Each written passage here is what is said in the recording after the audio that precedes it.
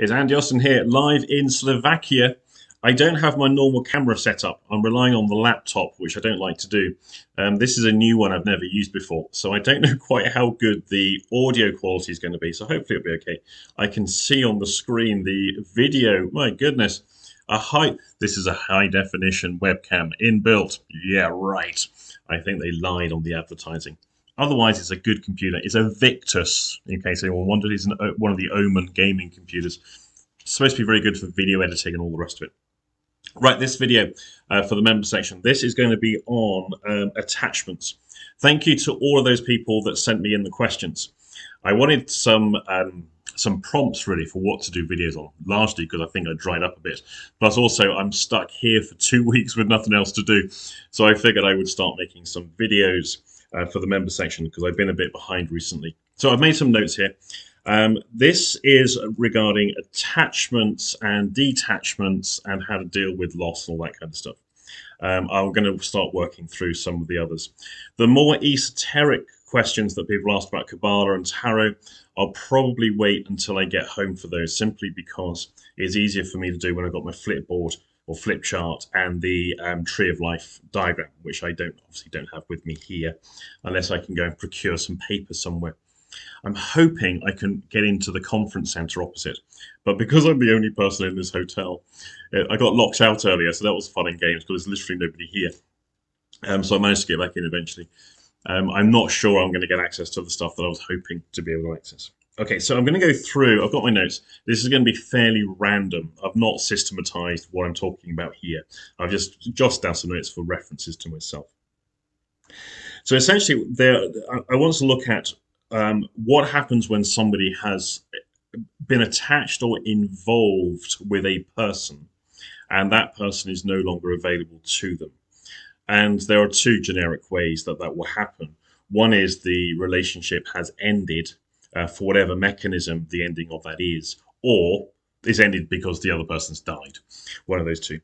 I'm not going to go into how to work with grief. And if anyone asks me about, okay, what do you do with grief? I'm probably not the best person to ask about that, mostly because I've no personal experience of those things as a therapist working for other people. And I think it would be reasonable to say my own grief responses to losses in my own life, I recognize they don't align with those responses I've seen of other people. And I do wonder if that's part of my general makeup of disinterest in other people, whatever it is, I don't know. So I'm possibly not the best person to ask about grief, unless you want to know, how do you do grief, Andy? Well, just don't even think about it. Quite frankly, better things to do. I know, bit harsh, but I've pretty much always been that way. Okay, so one of the things I think is worth mentioning is this issue of substitution. And when working with loss, look at the stuff that everyday people do every day. How do ordinary people who have coped with loss, how do they deal with it? And what are the normal behaviors that people do? Now, a number of years ago, when I was still working at the hospital, I had a very dear friend who was a senior clinician working in the obstetrics and midwifery department. And she was pretty much the big cheese there, and taught me and told me all about all sorts of different things that I was completely unaware of. And one of the concepts I was introduced to is that of the reborn doll. And as I'm talking here, I'll put some pictures up on the screen in the edit so you can have a look at what I'm talking about. Now, these reborn dolls are basically baby dolls for adults. And they are so incredibly realistic. Some of them actually come heated. They have an internal mechanism to heat them to body temperature. Some of them even breathe, and I have even some that have a pulse. So with their body temperature, they're breathing, or they appear to be breathing, and they have a pulse, and they are mind-blowingly realistic. Now, when I was introduced to these things, I was like, what the is that? I mean, how? And then I discovered there's a huge market for this. Now, my friend and colleague basically told me that these things have been incredibly helpful for mothers of stillbirth. One of the things that happens around stillbirth is the awful scenario that there's the 9 months build up to birthing, or assuming that the person goes full term. But essentially, at 9 months, everyone is now expecting, the mother to be is huge. Everyone knows they've had time off work. It's been visibly apparent to everybody, and then through whatever mechanisms, that baby doesn't survive. Now that woman is now back in her community, in her everyday life, where there has every single person that she's in regular contact with, or every single person she has been in contact with, has known her to be a mother to be, and now she isn't. And word doesn't get round that well. These are the sort of things that people don't really talk about to other people. It feels wrong or gossipy to say stuff. So unfortunately, now that poor woman and respective family as well, but especially the woman will now be faced with, oh, how's the little one? Every single and we'll have to go through that a lot of times. When I was a teenager, I worked in a very popular Halfords. It was a popular store, and it was one of the biggest Halfords in the south of England. So it was hugely popular. It also had the car maintenance bay when Halfords actually did garage and car maintenance as well as selling stuff. This was back in the late 80s. The lady who worked on the tills there, very popular, very bubbly. Everyone liked her. People used to just pop in. It was a very social environment. She was pregnant and suffered a stillbirth. She didn't come back to work. And the reason she didn't come back was she just simply couldn't face that for probably a year or two to come, she's going to have people asking about how her kids are. And of course, simply couldn't face that. So elected, essentially, I'm not coming back to work. That's going to be too much. And I completely understand why that would be the case. So back to reborns. One of the other things that the midwifery department would do, obstetric midwifery department would do, is when the child is stillborn, they would photograph, assuming obviously there's consent. The child would be backed up, and mother would hold child, and they take a photograph. And they would often take a footprint or a handprint and make up a little thing, and essentially have burial as well for that child. That wasn't always the case. I mean, my God, some of the stuff that used to happen, and probably still does happen in some parts of the world, essentially, the child was never a person, so they don't have personhood, and the parents are just left on their own as far as they're concerned. Of course, off it goes, what, to the skip, who knows. So there's some horrendous stuff around lack of care, around the whole notion of personhood of this child, because the family have been attached to that developing child, or the concept of the developing child, for quite a long time, 9 months prior to birth. One of the other things would be for burial is then that was the birthday, and then for years to come later on, quite often, and this was actually encouraged by some clinicians, and I can see value in this. The child would have been 1 year old today, the child would have been 2 years old today, the child would have been 3 years old today, and they actually do a celebration of the birthday.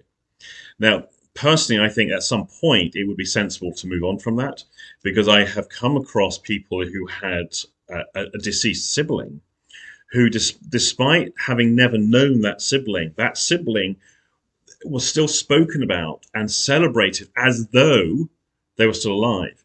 And it even takes on in the mindset of the family that the sibling is still alive, and the children, because it's now an idealized notion, those children can sometimes find themselves compared to the idealized sibling who doesn't exist. The book Who's Afraid of Virginia Woolf, which is superbly analyzed by Paul Václavic in his book Pragmatics of Human Communication, gives a really good breakdown of the imaginary child when the family is living day to day with ongoing chronology of this imaginary child. So essentially, it's a fantasy child that doesn't exist. And Pragmatics of Human Communication by Paul Václavic, very well worth reading. Now, introducing reborns. When those grieving parents get given a reborn, they find it very soothing. Now, this goes against everything I would understand, and it's only a completely alien concept to me, because it's not something I think I would need. Anyway, I don't know. I have no experience of these things. I would personally think people would find these things completely freaky. Apparently, they don't. Now, some people, and I've seen a very good, very eccentric documentary on Channel 4 about people who collect reborns. They have loads of them. And they have all these imaginary children. They treat them as though they're real. And they're quite fun people. These aren't highly disturbed individuals, apart from one of them. The rest of them were all very fun, fun-loving, gregarious, social creatures. They weren't the lonely person who's in the room with their fake, weird. One of them was. So there does seem to be a degree of satisfaction with that. And I wonder if it's like the comfort, difficult for me to relate to, it's a comforter. There's something around having a comforter. I'm going to draw some analogies here that are probably very, very unfortunate and I may well live to regret. I know from pets, see where I'm going with this, why it's going to be unfortunate. My two dogs. One of them, he has to have something familiar of myself or Laura. He has to have something familiar when he's somewhere else. He finds it very comforting. And he'll take that to bed with him when it's bedtime. There's something familiar. When a man goes to prison, he'll put up photos of his wife and children. He'll bring in something familiar from home.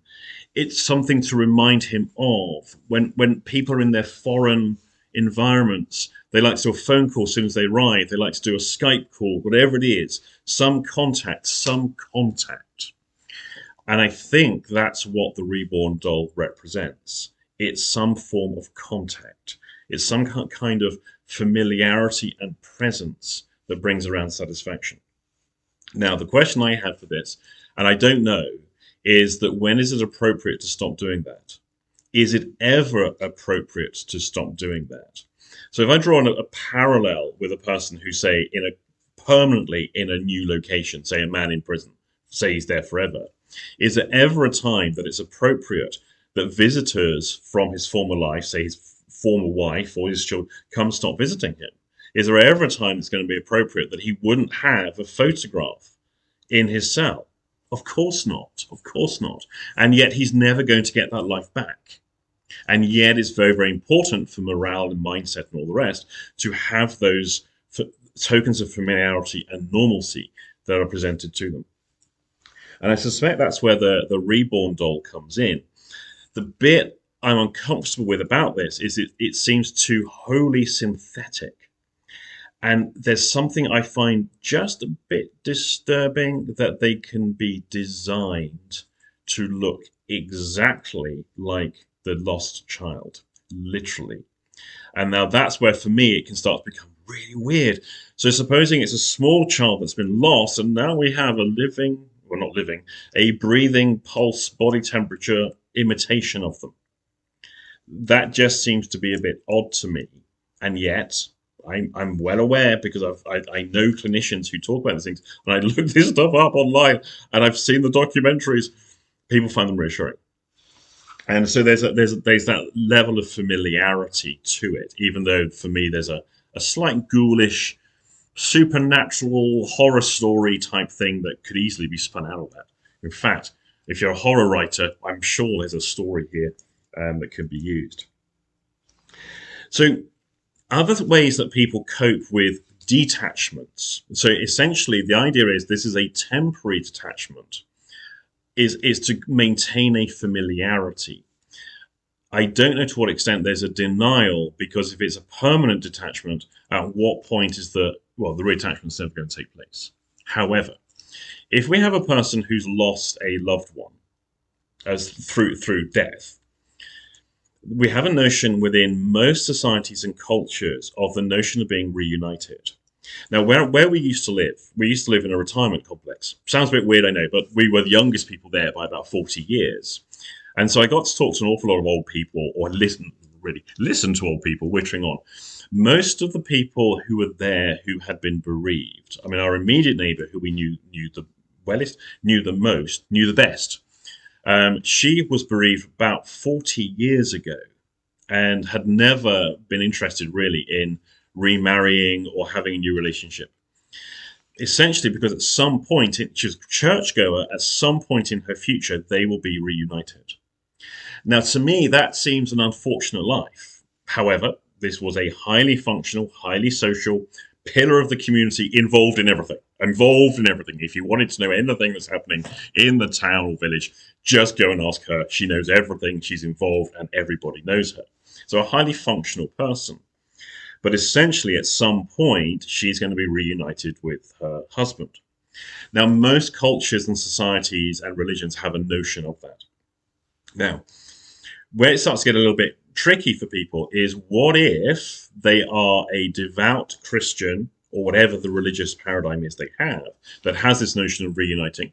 Once you're married in life, you're also married in death for all eternity. Oh, heaven forbid for most of you.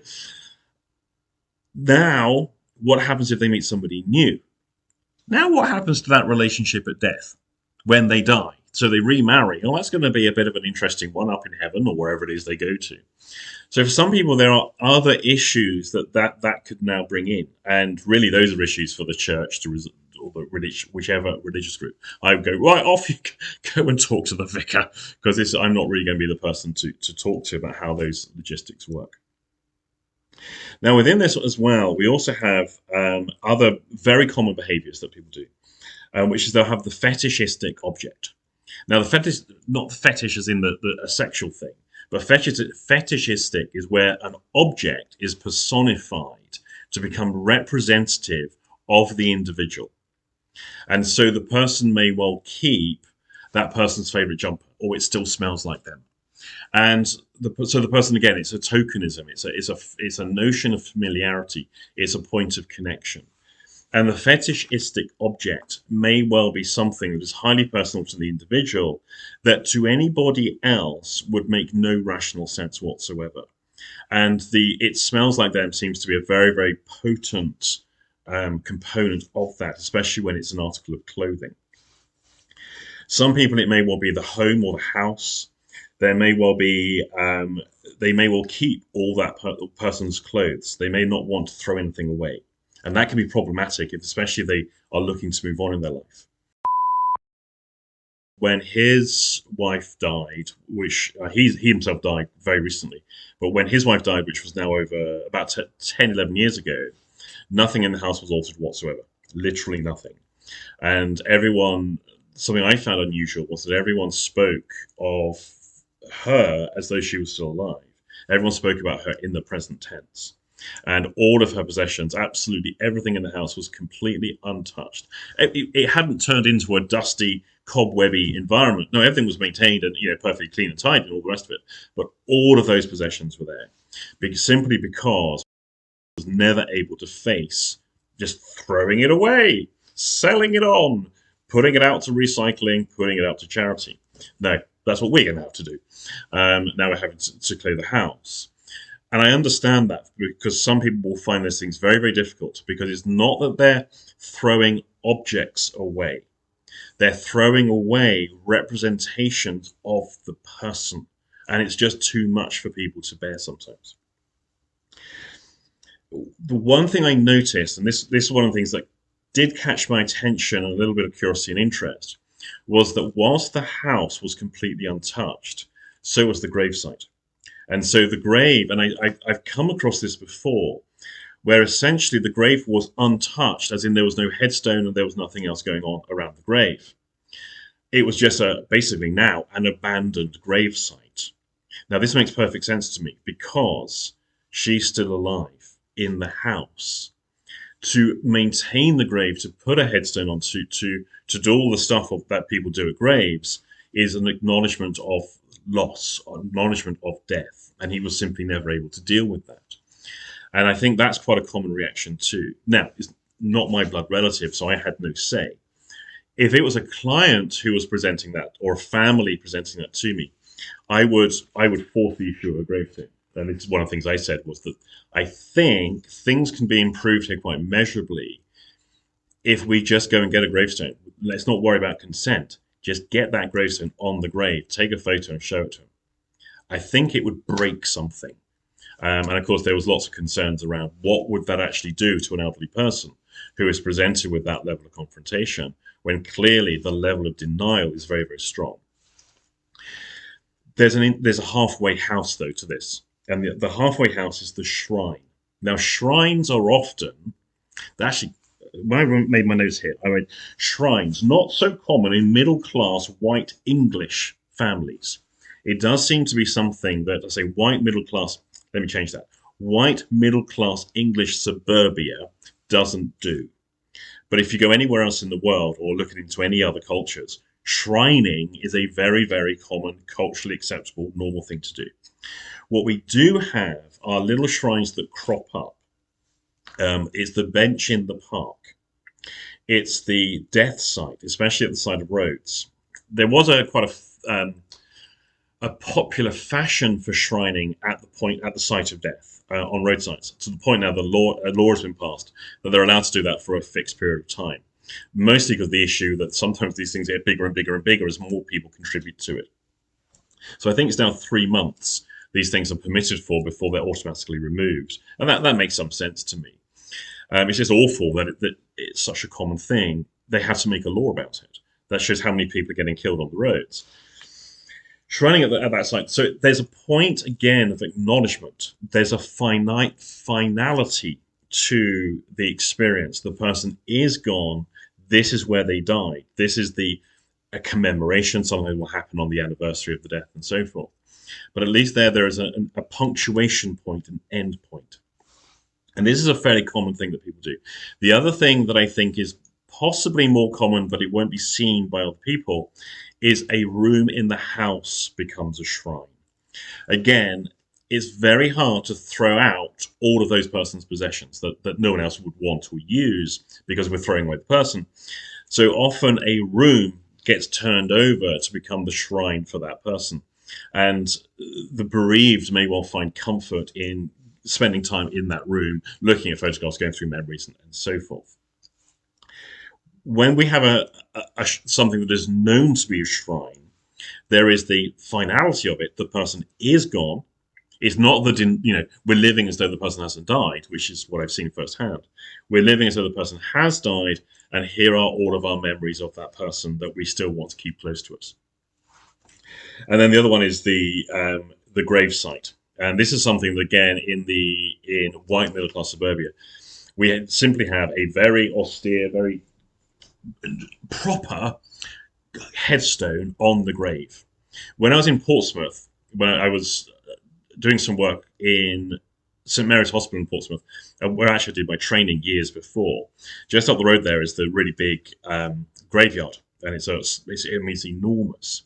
And when I was a student nurse, I became familiar with the history of hospitals and gravesites, because obviously a lot of people used to die in hospitals. So you have great big graveyards by hospitals. When I went back to work there, fashion had changed. A lot of years had passed. And now what we had was, rather than the austere gravestones, we now had it's a bit like what's happened at Christmas around where we live.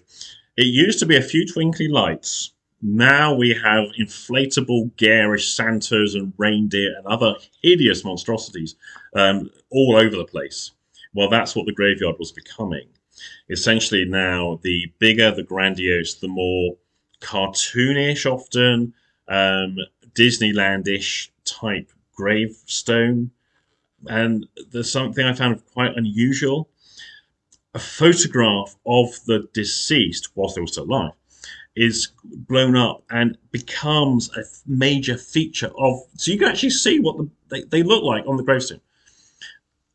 I don't like that, but then I think I'm fairly traditional, but I can understand that there's a need for that for people. I get it. I totally understand.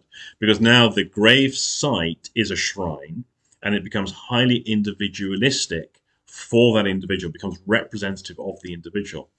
It's just that what I saw was what I think was competitive grieving, which was basically nothing's too good for whoever it was, and so essentially they are trying to outdo the previous graves that are there, and it looked competitive to me.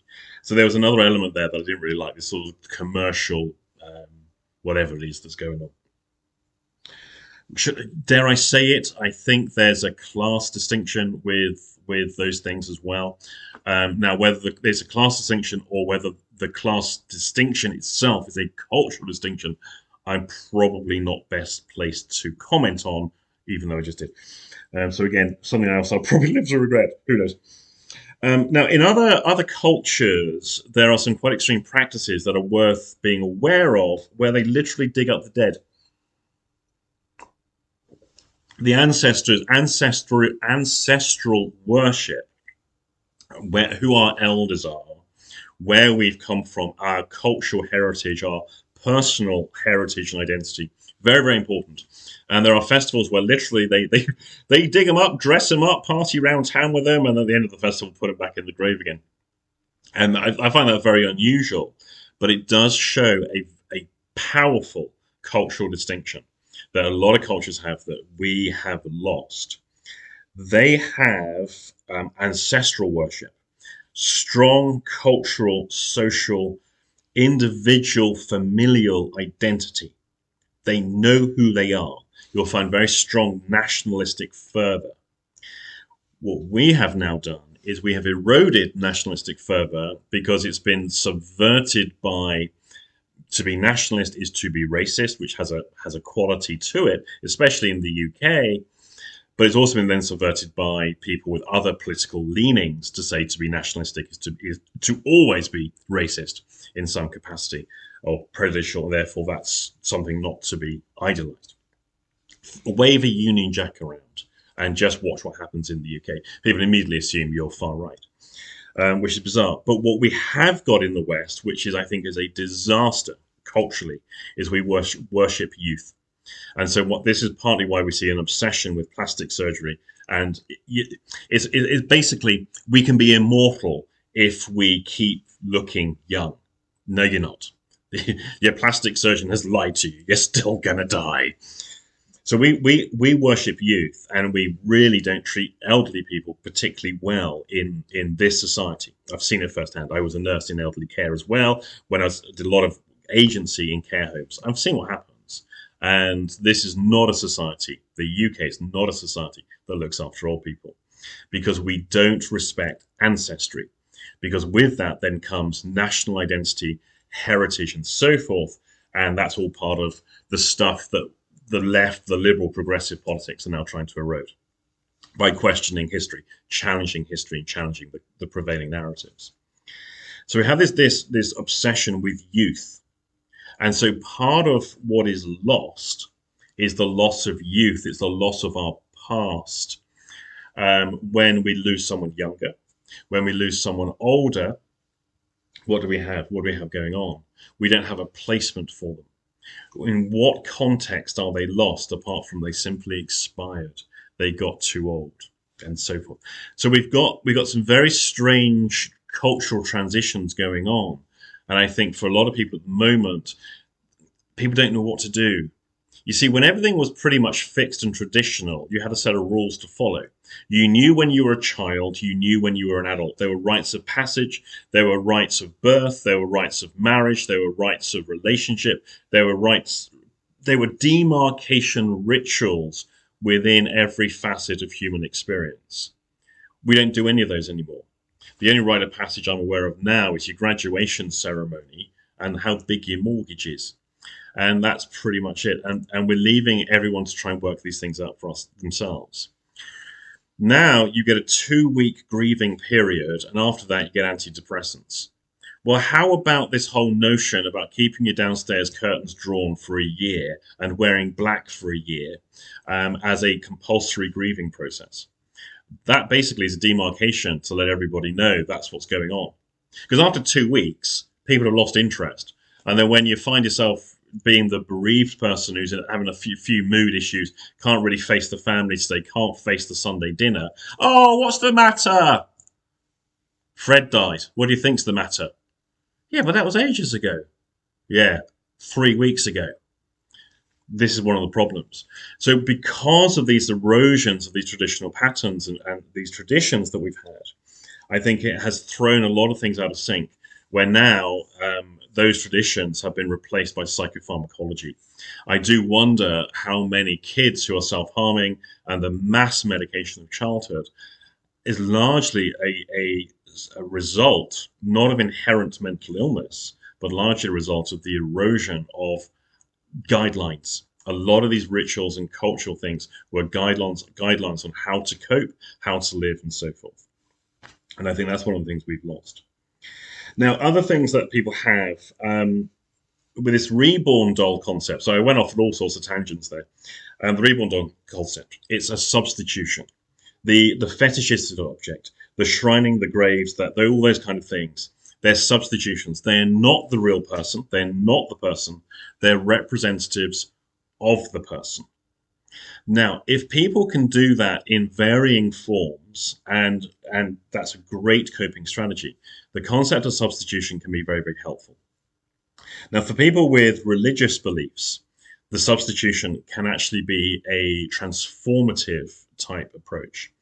So, for example, the person may not find comfort in anything to do with the person, but Jesus is with them.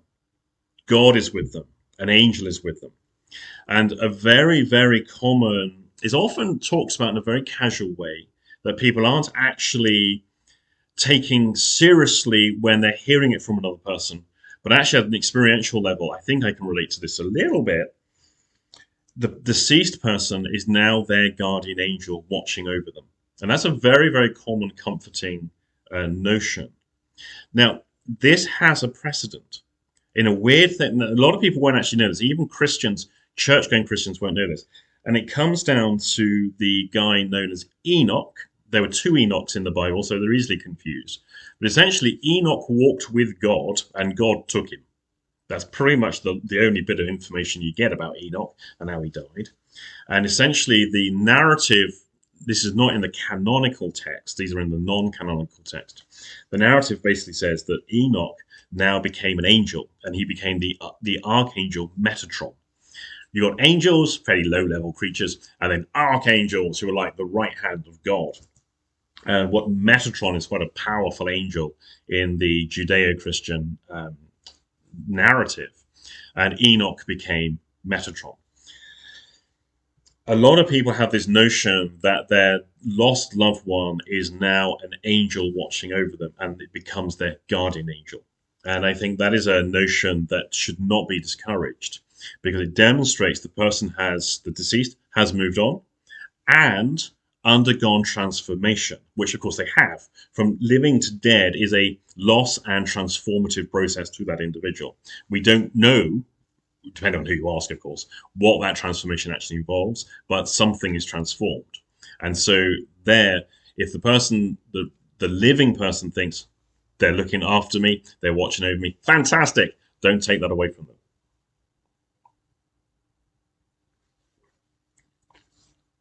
Right, what else we got? So I'm talking here about loss of an individual through death as the mechanism of loss. Let's move on. Actually, no, let's not move on. Let's look at just very briefly, Elisabeth Kubler-Ross's work. Now, I was introduced to this as a student nurse, and I was very lucky on one of the units I worked on. They had a lot of very experienced nurses up there, some of whom were dual registered, so were mental health and general nurses. Very senior and superb teachers. And so I learned a lot from these particular individuals. I actually hated that unit, did not like it working on there at all, because there are a lot of arseholes that work there as well. But within the team, there was some absolutely awesome people who I'm so glad I had actually spent time there. And they were very critical of the Elisabeth Kubler-Ross model, both what she wrote, but also how it got interpreted. The original book by Elisabeth Kubler-Ross is not the stages of grief. It's the stages of death and dying. Actually, the book's called On Death and Dying. And Kubler-Ross had worked a lot around dying people. And this book was really a record of her observations of the different types of stage that people had. What Ross didn't claim directly, but it's more inferred through the book, is that these are sequential stages, and they're also linear. So you go one at a time, and they're phases you go through. That's not how it works. And Kubler-Ross actually said later on she regretted that people thought that. Unfortunately, she then co-authored a book before she died herself. It was published after her death with a guy called Kessler. Again, well worth looking at Kessler's work. And essentially, it then became the stages of grief. And that's the one that everyone seems to focus on. Makes sense to me that people would do that. Because in the stages of death and dying, the majority of people who ever deal with that will be clinicians working in hospitals. Who's more likely to study this work?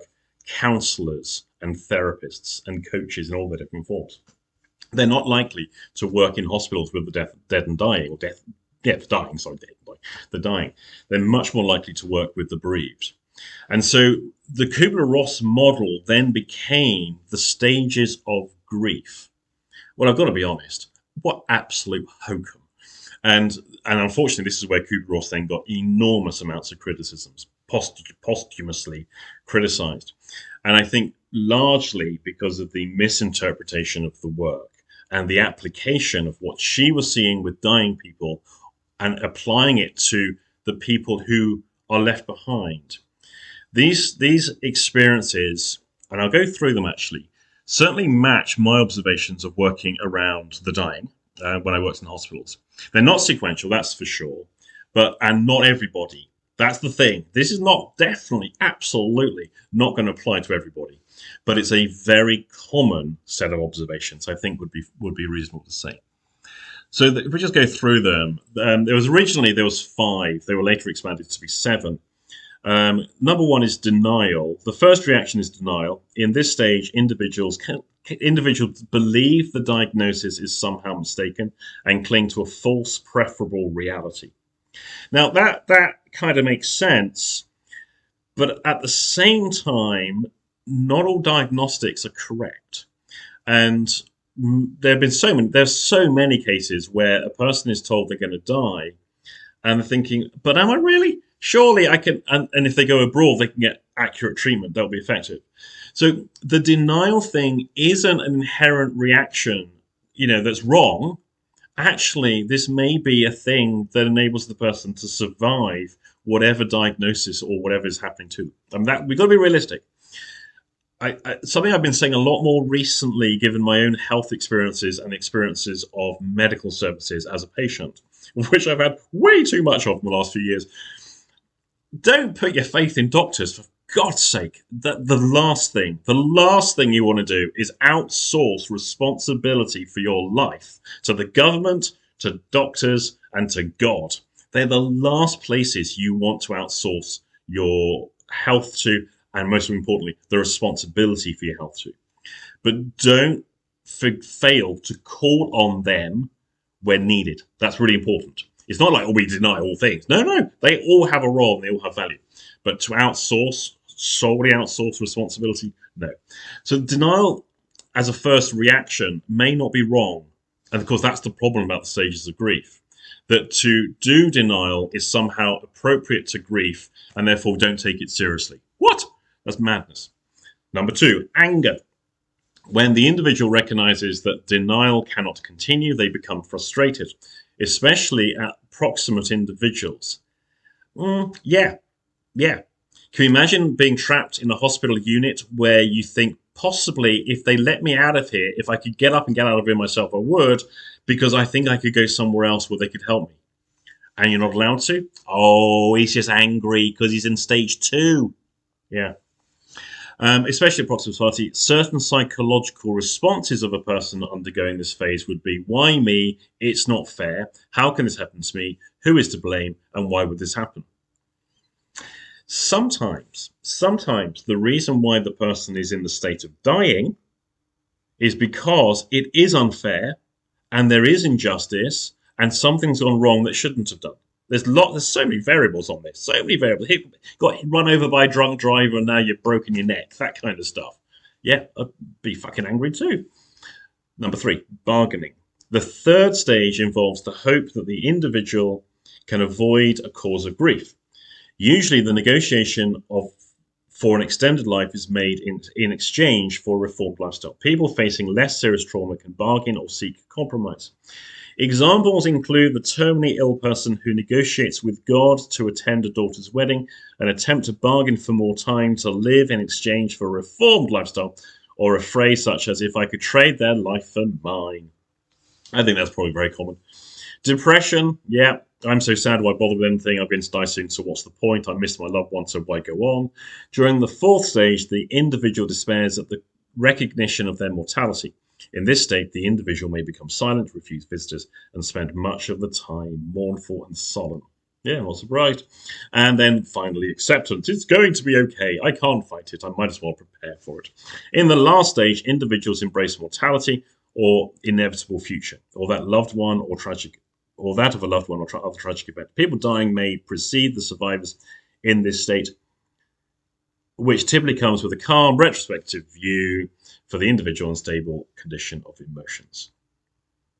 Now, I don't think much of that really can be applied to grief and loss of somebody else. I think a lot of that may well, you may well see it, but it's a framing. It's the classic thing of we're reframing and framing. Is it inherent in the individual and their experience, or is it something we're framing their experience by selectively reporting aspects of it and then imposing the frame upon it? I think it's the latter.